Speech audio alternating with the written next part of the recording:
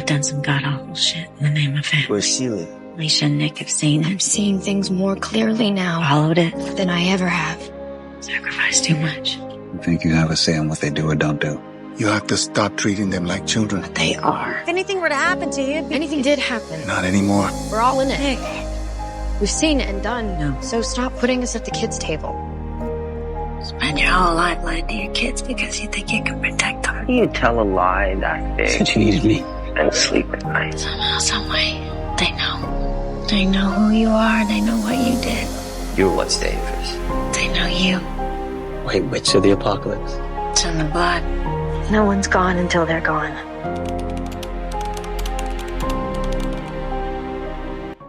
The early seasons of Fear the Walking Dead is some of the best TV I have ever watched, and in my opinion it is just as good as the main show, and this show holds a special place in my heart. In today's video we are going to be delving into what made the early seasons of Fear the Walking Dead so special.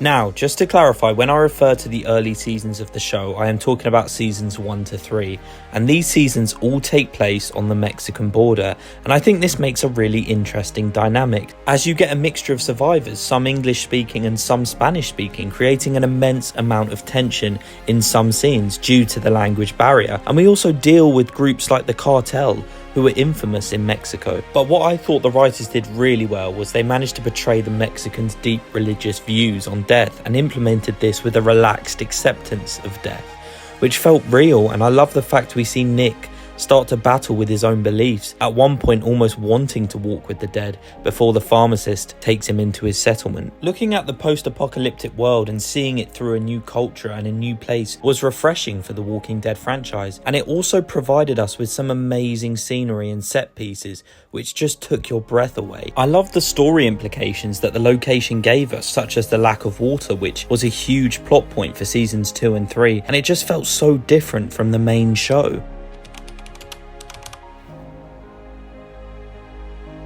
The Clark family dynamic is interesting, and we see a dysfunctional family come together in order to survive, and this creates some really beautiful and powerful scenes. They are willing to do anything to keep one another safe, and the characters they meet along the way are also really well written. Strand is someone who is manipulative and cold-hearted, and as a viewer you never know if he has good intentions or not, and likewise with Daniel, he is a ruthless man who will stop at nothing to keep Ophelia safe. The multiple agendas of the characters makes for a really interesting group dynamic and a really interesting watch. I think the show did a really good job of not creating clones from the main show, but unique and fleshed out characters, and I love the fact they spent a large chunk of time on the Abigail, as this forced the characters to interact and learn more about one another's past. Fear the Walking Dead takes place during day 1 of the apocalypse, so we see what these characters were like before the fall of civilization. And this gives season 1 of the show a whole new premise which the main show doesn't explore in depth, as we only see the start of the fall in flashbacks. I love this change of pace from the main show, and I particularly like seeing them gradually start to lose hope and realise the bleak reality that they are a part of. As we see civilization crumble around our characters, they adapt and learn how to traverse this new landscape. The plot of Nick being an addict and being one of the first people to see a walker is brilliant, as we see him start to question his sanity, and I love the optimism of Travis early on as he molds into this leader, not just for his family but the local community, as they all look to him for answers. And seeing day 1 of the outbreak and the fall of the military was something fans had been waiting to see for years. The darker undertones of the show are also present from the end of season 2, as we explore the idea of Madison Clark becoming a villain, as Dave Erickson wanted to portray how a normal person could change in this world and become evil. The whole vibe of the show was so mysterious, and it created for a thrilling watch. Now, I touched on it before, but I just wanted to emphasize these two characters specifically. Nick, in my opinion, is the best written character in the whole Walking Dead franchise, but the character development from his sister Alicia is also superb. Alicia goes from this annoying, moany teenager to a true survivor, and at the start of the show, I really didn't like her, but she starts to become a lot more like her mother. And the actor, who funnily enough is also called Alicia, did an amazing job, and her and Frank Delane had so much on-screen chemistry. It was just a joy to watch. Seeing these two siblings whose relationship was torn apart due to Nick's addiction rekindle and make up for lost time makes for such a beautiful storyline, and I love the fact that Alicia looks up to Nick. This sibling dynamic is something we don't really see in the main show, at least to this degree, as we only really see the relationships of Daryl and Merle, Maggie and Beth, and Tyrese and Sasha, which the main show doesn't really emphasize on due to the fact that they are a part of a much larger group. This is what Fear the Walking Dead does so well in the earlier seasons.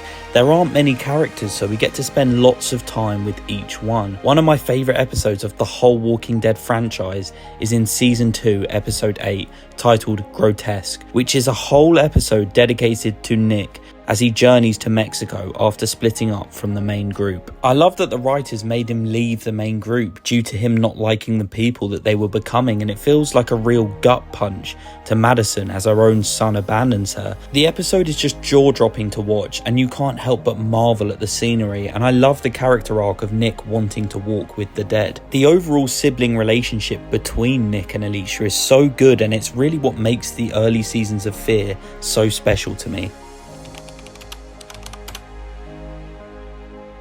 I think what made this show so amazing in the early seasons was that it was so refreshing and so different from the main show. Characters like Troy and Daniel were by definition bad people, but the writers had you rooting for them, and the direction this show was heading in under Dave Erickson was so intriguing. The location was cool and explored new ideas and presented our characters with new problems, and it felt like a standalone show with characters you actually cared about. And it raised never seen before storylines like the feud between Walker and Jeremiah at the ranch, and it just did an amazing job of showing us what the outbreak was like in LA, and mixed that in with great storytelling and the storylines between Travis and the Clark family. You get a pretty special series, well, at least for the first 3 seasons. But if you guys want me to do a video on the wasted potential of Fear the Walking Dead as a show, I can give that to you. And if you guys like the video, please like and subscribe. That's all for today. Thank you.